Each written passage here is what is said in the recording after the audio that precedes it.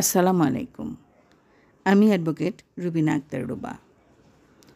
আমি বাংলাদেশের বর্তমান সার্বিক পরিস্থিতি সম্পর্কে কিছু বলতে চাই। বাংলাদেশে বর্তমানে প্রতিটি কাজের ক্ষেত্রে ধীর গতিতে চলমান অন্তর্বর্তীকালীন সরকার। কথার ফুলঝুরি ওনাদের ঝরছে, কিন্তু আমরা জনগণ এই 2 মাসেই হাঁপিয়ে উঠেছি। আপনারা হয়তো বলবেন, এত অল্প সময়ে কেন আমরা হাঁপিয়ে উঠেছি? তাহলে 16 বছর ধরে আমরা কি করেছি?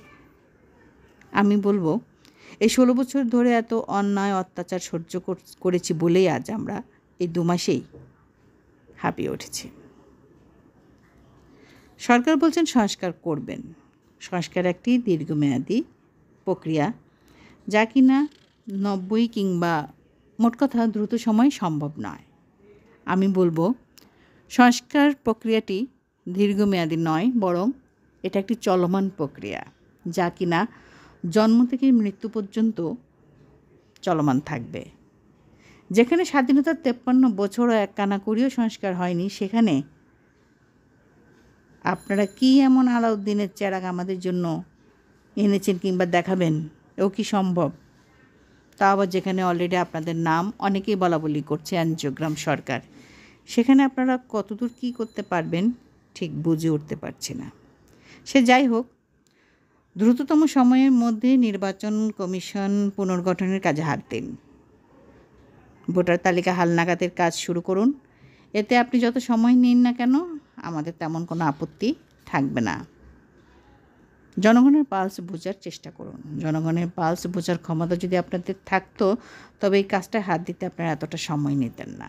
ঠিক আছে, যদি আপনাদের আরও অনেক কিছু সংস্কার করতে ইচ্ছে হয়, তবে আমি বলবো, বর্তমানে বাংলাদেশের প্রতিটি রাস্তাঘাটে যে বেহাল অবস্থা, তার দিকে একটু নজর দিন। দ্রব্যমূল্যের কথা না হয় আমি বলছি না, কেননা সবাই যদি এক গান গায় তবে অন্য সুরে তাল মেলাবে কে? তাই আমি অনুরোধ করব, শ্রদ্ধার সাথে আমি জানাবো, হেলায় সময় নষ্ট করবেন না প্লিজ। রাষ্ট্রপতিকে কেন এখনও বসিয়ে রেখেছেন সেটা বোধগম্য নয়।